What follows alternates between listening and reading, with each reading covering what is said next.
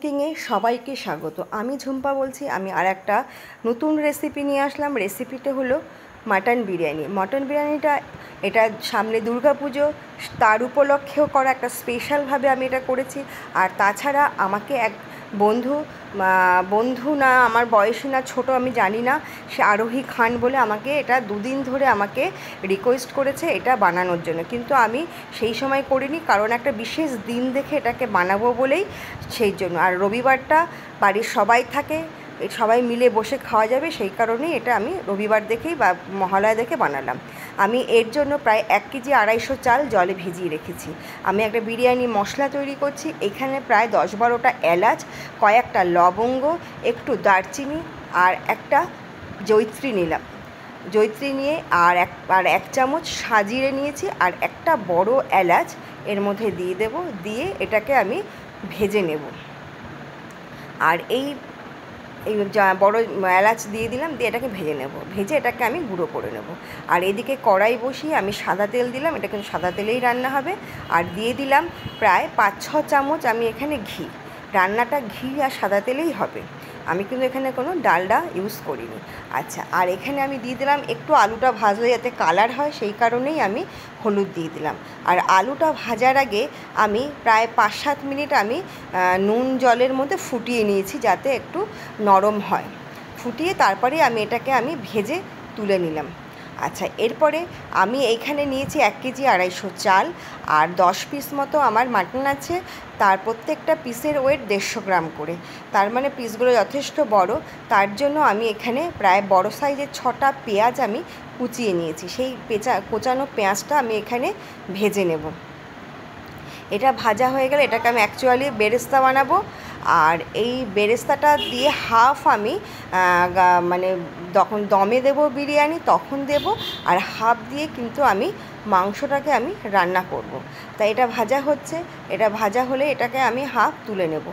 আর এইদিকে আমি এই যে মাটনটা রান্না করব, আচ্ছা, আমি যে মশলাটা ভেজে রেখেছিলাম সেটা গুঁড়োটা আমি করে নিয়েছি। আর এখানে আমি জায়ফল কিছুটা গ্রেটারে গ্রেট করে নিচ্ছি। এটা কিন্তু কাঁচা জায়ফল, এটাকে গ্রেটারে গ্রেট করে নিয়েছি। এটা আমার বিরিয়ানি মশলাতে কাজে লাগবে, সেজন্য এটা মশলাটা আমি রেডি করলাম। আমার এদিকে বেরেস্তাটা হয়ে গেছে। আমি এখানে হাফ আমি তুলে নেব, তুলে নিয়ে আর হাফটা দিয়ে আমি মাংসটা রান্না করব। আর আমি এই মুহূর্তে কিন্তু গ্যাসটা কমিয়ে দিয়েছি, নাহলে কিন্তু বেরেস্তাটা পুড়ে যেতে পারে। আর টোটাল রান্নাটা কিন্তু মিডিয়াম টু লো ফ্লেমেই করতে হবে, আস্তে আস্তেই করতে হবে, কারণ মাংসের পিসগুলো যথেষ্ট বড়। ওটা যদি আস্তে আস্তে রান্না না হয় তাহলে কিন্তু মাংসগুলো ভালো মতো সিদ্ধ হবে না। মাংসটাকে কিন্তু কড়াইতেই সিদ্ধ করতে হবে, সেই কারণেই আমি ধরে ধরে রান্না করব। আচ্ছা, বেরেস্তাটার মধ্যে আমি জল দিয়ে দিলাম, কারণ এটা বেরেস্তাটা পুড়ে উঠতে পারে, সেই কারণে দিয়ে এর মধ্যে আমি এইবার মাংসটা দিয়ে মশলাটা কষাবো। আচ্ছা, এখানে মশলার জন্য নেব 1 চামচ আদা, 1 চামচ রসুন আর 1 চামচ কাঁচা লঙ্কা। সেই মতোই আমি হিসেব করেই আমি এই মশলাগুলোকে এক করে একসঙ্গে পেস্ট করে নিয়েছি। রেশিওটা 1:1:1 হিসাবেই হবে। আচ্ছা, আর এখানে একটু যেহেতু মাংসে কোনো হলুদ পড়বে না, সেই কারণে আমি কিন্তু এখানে প্রায় 2 চামচ মতো আমি এখানে কাশ্মীরি রেড চিলি পাউডারটা কিন্তু আমি ইউজ করব। Kashmiri red chilli powder actually এটা কালারের জন্য, এটা কিন্তু কোনো ঝাল হয় না বা ভালো কোনো স্বাদের ব্যাপার নেই, এটা কালারের জন্য এটা দেওয়া হয়।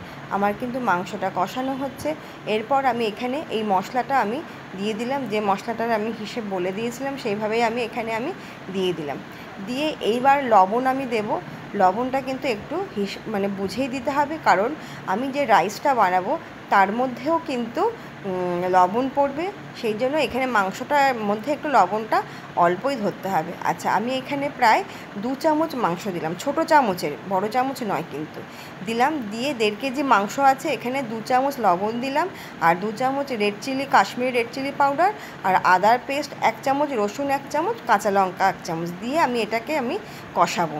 আচ্ছা, এটা কিন্তু প্রায় যখন একটু মাংসটা সিদ্ধ হবে সেই সময় কিন্তু আমি টক দইটা দেব। টক দইটা আমি 100 গ্রাম মতো টক দই দেবো। এর মধ্যে প্রায় 10-12টা কাজু আমি পেস্ট করে নেব, নিয়ে তারপরে সেটা কিন্তু আমি দেবো, প্রথমেই দেবো না, এটা আমি ঠিক যখন মাংসটা মোটামুটি আধা সিদ্ধ হবে সেই সময় আমি দেবো।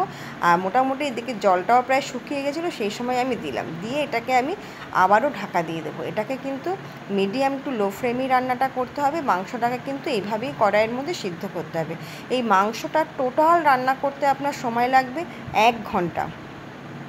আর একটু এলাচ, লবঙ্গ, দারচিনি একটু বেটে গরম মশলাটা আমি দিয়ে দিলাম মাংসের মধ্যে, যাতে গন্ধটা ভালো হয়। দিয়ে এইবার আমি মশলাটাকে কষাচ্ছি। দেখুন তেল প্রায় বেরিয়ে গেছে, তেল ছেড়ে দিয়েছি। এরপরে আমি আবারও জল দেব। জলটা আমি একটু গরম জলই দেব। আর জলটা আমি দেব যে যে মানে মাংসটা যতক্ষণ না জলে না ডোবা পর্যন্ত আমি দেব, খুব বেশি জল আমি দেব না। দিয়ে এটাকে কিন্তু একদম মিডিয়াম থেকে লো একটু কমিয়ে আমি কিন্তু চাপা দিয়ে দেবো। এইভাবে করে এই ভেতরে আস্তে আস্তে সিদ্ধ হবে। সিদ্ধটা কিন্তু কড়াইতে আমি 80% করব, পুরো সিদ্ধ করব না। আর 20% সিদ্ধটা হবে বিরিয়ানি যখন দমে দেবো, সেই দমে কিন্তু বাকি 20%টা কিন্তু সিদ্ধ হবে। আর এইদিকে আমি একটা ন্যাকড়ার মধ্যে আমি কয়েকটা এলাচ, লবঙ্গ, দারচিনি, সাজিরে আর একটু জয়িত্রী আমি বেঁধে নিয়েছি। বেঁধে আমি যাতে ফ্লেভারটা আমার বিরিয়ানির মধ্যে থাকে সেই কারণেই আমি এর মধ্যে ওটা জলের মধ্যে দিয়ে জলটাকে ফোটাবো। এটা আমি এমনিও জলের মধ্যে দিতে পারতাম, দিলে কি হয় মুখের মধ্যে ওগুলো পড়লে, এলাচ লবঙ্গ খেতে গিয়ে পড়লে ভালো লাগে না। সেই জন্যই আমি এইভাবে ন্যাকড়ায় বেঁধে এই গন্ধটা যাতে বিরিয়ানির মধ্যে টোটালটা থাকে সেই কারণে আমি এভাবেই আমি দিয়ে দিচ্ছি। জলটা ফুটে গেলে আমি ন্যাকড়াটা আমি তুলে নেব। আর কয়েকটা তেজপাতা আমি দিয়ে দিলাম, দিয়ে আমি ঢাকাটাকে আমি চাপা দিয়ে দিলাম। এইদিকে কিন্তু আমার মাংসটা প্রায় হয়ে গেছে। এইবার কিন্তু মাংসটা এক এক করে তুলে নেব। আচ্ছা, এরপরে আমি এখানে 1 পোয়া দুধ নিয়েছি। এই দুধের মধ্যে একটু আমি জাফরান দিয়ে দিলাম, একটু মিঠা আতর 4-5 ফোঁটা দেবো আমি। আর 1 চামচ দেবো কেওড়ার জল, 1 চামচ দেবো রোজ ওয়াটার, দিয়ে এটাকে কিন্তু আমি মিশিয়ে রাখবো। আর হাফ যে বিরিয়ানি মশলাটা আমি বানিয়েছিলাম তার থেকে হাফ আমি এখানে দেব। দিয়ে আমি টোটাল এটা দমে যখন বসাবো এই আমি দুধটাকে আমি দিয়ে দেবো। আর এর মধ্যে আমি পুরো সব মশলাগুলোকে আমি পুরো গুলে নিলাম। গুলে আমি এটাকে ঢাকা দিয়ে আমি রেখে দেবো। আর এই দিকে কিন্তু আমার প্রায় মাংসটা কিন্তু হওয়ার মুখে। এইবার মাংসটা কিন্তু আমি আস্তে আস্তে এক এক করে তুলে নেব। তুলে নিলে আমার এইদিকে দেখুন জলটা ফুটে গেছে, আমি মশলার পুটলিটা তুলে নিয়েছি। এরপরে আমি এখানে চালটা আমি দিয়ে দিলাম। আমার কিন্তু ভাতটা কিন্তু এই উনুনে কিন্তু হবে 70%, 30% কিন্তু আমি দমে দেব, দমেই ওটাকে আমি কমপ্লিট করব। তা আমি এবার মাংসটা হয়ে গেছে, আমি মাংসের পিসগুলো তুলে নিলাম। দর্শক বন্ধুরা, আপনাদের কাছে অনুরোধ, আপনারা এই ভিডিওটা বা এই রেসিপিটা প্রথম থেকে শেষ পর্যন্ত দেখার অনুরোধ রইল। আপনারা দেখবেন যে কতটা সহজভাবে আমি কিন্তু বিরিয়ানিটা বানিয়েছি এবং অত্যন্ত টেস্টি একটা বিরিয়ানি, যা দোকানের থেকে যথেষ্ট শতগুণে ভালো হয়েছে খেতে। এইবার হচ্ছে এটা আর ঘরে বানালে কি হবে, ঘরে বানালে স্বাস্থ্যসম্মত হবে এবং পুজোর সময় যদি আমরা এরকম একটা স্পেশাল একটা ডিশ আমরা ঘরে বানিয়ে নিই, খেতেও ভালো লাগে, মনটাও ভালো লাগে। তাই সেই উদ্দেশ্যেই কিন্তু আমি আজকের দিনে আমি এই রেসিপিটা আমি বানিয়েছি এবং আপনাদের সঙ্গে শেয়ার করলাম। আমার ভাতটা হয়ে গেছে, আমি ভাতের দেখুন কীভাবে আমি ফ্যানটাকে আমি ঝরিয়ে নিচ্ছি। এইভাবে স্ট্রেনারে একটা বসিয়ে আমি নিচে গামলা দিয়ে এটাকে আমি বসিয়ে ঝরিয়ে নিচ্ছি। আর এইদিকে আমি বিরিয়ানি করার জন্য নিচে লেয়ারে আমি প্রথমে মাংসটা দেবো। আমি প্রথমে ঝোলটা দেবো না, তাহলে কিন্তু নিচে লেগে যেতে পারে। আর মাংসটা আমাকে সিদ্ধ হতে হবে, প্রায় 20% বাকি আছে, এই জন্য নিচে আমি দিয়ে দিলাম। দিয়ে এরপরে আমি আলুগুলো আমি দিয়ে দেবো, আলুর পিসগুলো আমি এখানে দিয়ে দেবো। আলুটাও কিন্তু পুরোপুরি সিদ্ধ হয়নি, একটু বাকি আছে। এটা কিন্তু এই দমেই বাকি সিদ্ধটা হয়ে যাবে, এর জন্য আমি এখানে আলুগুলো দিয়ে দিলাম। দিয়ে এরপরে আমি এখানে ভাতের লেয়ারটা আমি দিয়ে দেব। আর এইভাবে করেই আমি এক এক করে আমি বিরিয়ানিটা বানাবো। এই ভাতের প্রথম লেয়ারে আমি দেবো আপনার মাংসের ঝোল, হাফ দেবো, পুরোটা দেবো না, মাংসের ঝোল দেব। আর দেব হচ্ছে এখানে বিরিয়ানি মশলা দেব, যে মশলাটা হাফ আছে সেই মশলাটা আমি দেব। দিয়ে আমি হচ্ছে ফার্স্ট লেয়ারটা কমপ্লিট করব। আবার সেকেন্ড লেয়ারে আমি এটাই ফার্স্ট লেয়ারে আমি দিচ্ছি, হাফ হচ্ছে মশলা দিয়েছি আর হাফ দেব আমি মাংসের যে ঝোলটা আছে সেই ঝোলটা আমি দেব। এটা কিন্তু আমি নিচে দিতে পারতাম, দিলে কিন্তু পুড়ে যেত, সেই কারণে আমি নিচে দিইনি। আমি এই ফার্স্ট লেয়ারে এটাকে আমি দিলাম, দিয়ে আমি আর একটা কোট করবো, আর একটা ভাতের লেয়ার দেব। সেই লেয়ারের মধ্যেও কিন্তু বাকি ঝোলটা আমি দিয়ে দেব। দিয়ে তারপরে আবার এখানে আরও একটা লেয়ার দেব। এইভাবে করে প্রত্যেকটা লেয়ারে, এবং শেষ লেয়ারে আমি দেব বেরেস্তা দেব, আর দেব হচ্ছে আলু বকরা। এখানে প্রায় 10-12টা আলু বকরা আমি দেব, আর খোয়া ক্ষীর আমি গ্রেট করে দেব, আর বেরেস্তাটা দেব। দিয়ে আর যে আমি দুধের মধ্যে মশলা দিয়ে সব দিয়ে আমি রেডি করে রেখেছিলাম সেটা আমি দেব। আচ্ছা, আমি এটা দিয়ে দিলাম। এটা কিন্তু সেকেন্ড লেয়ার হলো। আরও একটা লেয়ার হবে, থার্ড লেয়ার হবে। থার্ড লেয়ারটা দিয়ে তার উপর দিয়ে আমি বাকি জিনিসগুলো দেব। আচ্ছা, আপনারা অবশ্যই এইভাবে করবেন। ভালো লাগলে আমাকে সাবস্ক্রাইব করবেন, পাশে থাকা বেল আইকনটি প্রেস করবেন, আর হচ্ছে শেয়ার করবেন। এটাই আপনাদের কাছে আমার অনুরোধ রইল।